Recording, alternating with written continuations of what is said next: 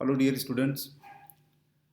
Today I am going to discuss the place of philosophy in our ancient history. We must all understand the tradition of philosophical discourse which India had. To put it in a very simple term, India also has a very rich, long, and diverse tradition of philosophy. And this philosophy arises out of multiplicity of questions which revolves around the idea of self, the idea of the authorship of this cosmos, and the very knowledge of things. And what is very interesting in regard to India that many people end up treating Indian philosophical system as a homogeneous system. It is only upon closer examination that one comes to know that Indian philosophical system is a highly diverse system. It does not stick around a particular way of thinking when it comes to deal with the idea of soul, idea of the cosmos, and idea of the very knowledge of things, metaphysical as well as physical.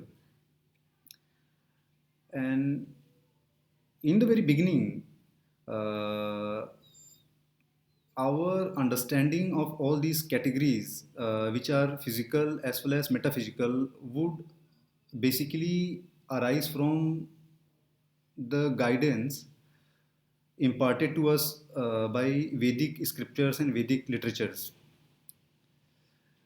And it was later on that a new system of philosophical thought developed altogether and which marked a remarkable departure from Vedic tradition.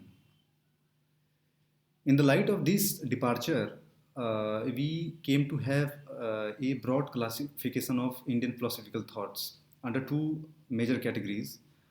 One is a one is an orthodox school of thought, and another is a heterodox school of philosophical thought. Uh, the Sanskrit terms for these two terms, that is orthodox and heterodox, are Nastik and Astik and Nastik. So Astik basically implies orthodox, whereas Nastik implies heterodox. Mind you, Astik here should not be mistaken for theistic tendency, which is related to the belief in God. Likewise, Nastik should not also be understood for non-belief in God. It is basically this division is based on acknowledgement and non-acceptance of Veda as a authoritative text. So, as an authoritative text, under this two division, this orthodox school of thought, it basically comes to represent six different schools of thoughts, and these are all called Shad Darshan. Shad Darshan means six schools of philosophies. And in contrast with this Shad Darshan, that is a Astik uh, school, there is another school of thought that is called heterodox. So under this falls Charvak philosophy, Jain philosophy, and Buddhist philosophy. However, it is important to understand that these two divisions are basically broad divisions where they have included major, six schools and other three schools. But this is not to say that under Astik you do not have other schools of thoughts. But these are principal schools of thoughts which have tried to cover most of the questions which are related to the philosophical discourse. So under Shad Darshan, that is orthodox Asik school of thought, there are six schools of these philosophical discourses. So one is Mimamsa, that is also known as Purva Mimamsa or Karma Mimamsa. And from within Mimamsa only arises another division that is called Uttar Mimamsa. That is also called Gyan Mimamsa.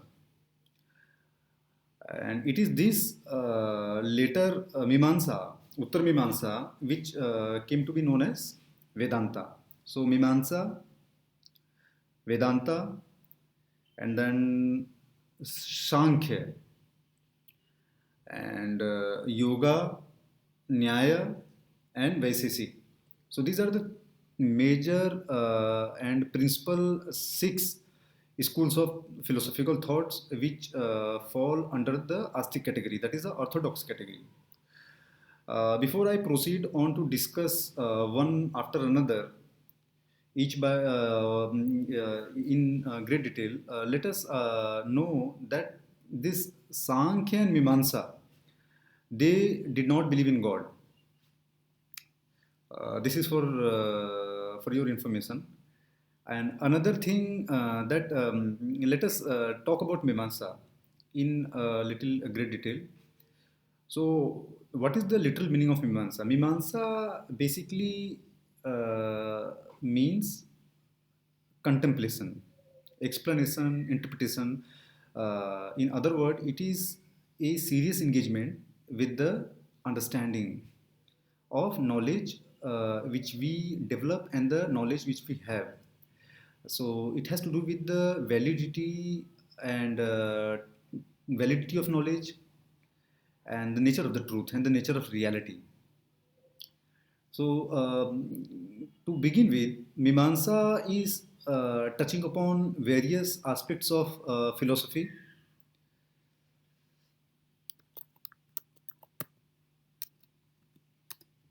Various aspects of philosophy where it is touching upon the idea of soul and the place of Vedic literatures in terms of knowledge, infallible knowledge, flawless knowledge. And it also touches upon the idea of karma, that is the theory of action. And it also deals with the theory of knowledge, which becomes a constitutive element of epistemology of Mimamsa. So let us begin with the idea of self. According to Mimamsa, I mean, this is one aspect which distinguishes Mimamsa from other schools of thoughts. It, unlike other schools of philosophical thoughts, believes in multiplicity of individual souls. So very unlike Vedanta, where it actually believes in oneness of the reality, it believes in the multiplicity of individual souls, and it treats souls as an eternal, as knower, as agent, as an enjoyer, and uh, uh, it basically it treats soul as something which is a dravya. Dravya means substance, and it is this substance which basically makes soul substratum of the consciousness. So soul is not something which is immaterial.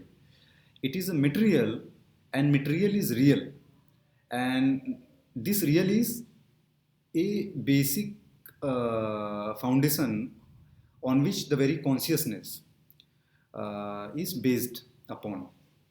So This is one thing which is very peculiar about Mimamsa's take on the idea of soul. Now, let us move on to this Vedic literatures and the Mimamsa's take on the source of knowledge which it derives from the Vedic scriptures. So, Mimamsa school of thought is known for its uh, adherence, in fact, strict adherence to Vedic scriptures and rituals which all Vedas have provided for when it comes to lead a happy life. So centrality of Veda and the rituals which it has provided for is an important aspect of the Mimamsa school of thought. It treats Veda as something which is not created by human. So it is for this reason that Mimamsa treats Veda as an apaurushaya. Because according to Mimamsa, human are very likely to make mistake, and Vedas are infallible, and therefore Vedas cannot be considered to be an outcome of human creation. So Vedas testimonies are taken for granted. They are taken at face values, and they are accepted and acknowledged without any doubt. So Vedas injunctions, Vedas ritualistic provisions are indubitable in the views of Mimamsa schools of thought. And it was a Gemini who is considered a proponent of Mimamsa school of thought. Now let us talk about what Mimamsa thinks about the principle of action, theory of action, and how important is this theory of action. According to Mimamsa school of thought, this cycle of birth and death cannot be stopped. This is eternal.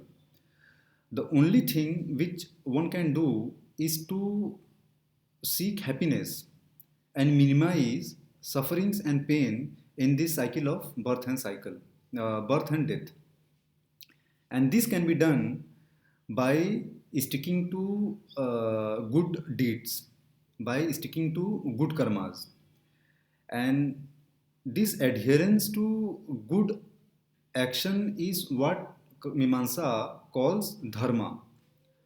And in negative parlance, it is asking for staying away from misdeeds and bad acts, so that one can actually avoid the sufferings. So this is one thing which is very important in regard to the Mimamsa. Let us talk about the theory of knowledge which arises out of these reflections on the part of Mimamsa school of thought. So, as far as understanding of reality and knowledge of things are concerned, it lays emphasis on the validity of knowledge, and it says that knowledge which we actually have, it arises from perception, inference, comparison, and testimony. So testimony is an important part of Mimamsa school of thought, because Veda is basically center of testimonies, where Vedic testimonies are guiding force and principles for our life and for our spiritual and material life. So that is why it lays very heavy emphasis on testimony as a source of knowledge and as a source of our guidance. Besides these four sources of knowledge, it also treats non-perception, that is a pre-perception, and uh, non-existence as a source of knowledge. So it is a bit complex to go into all these sources of knowledge, because it is a part of epistemology. It calls for a very prolonged discussion, which cannot be summed up here. So what I do actually, I try to give a break to this discussion on Mimamsa. I will soon be talking about Sankhya as a school of thought which also does not believe in God, but it believes in Vedic scriptures and the Vedic guidance and the Vedic traditions. However, it differs from Mimamsa and some other schools of thoughts in many ways, which I will be talking in my next lecture. Thank you very much.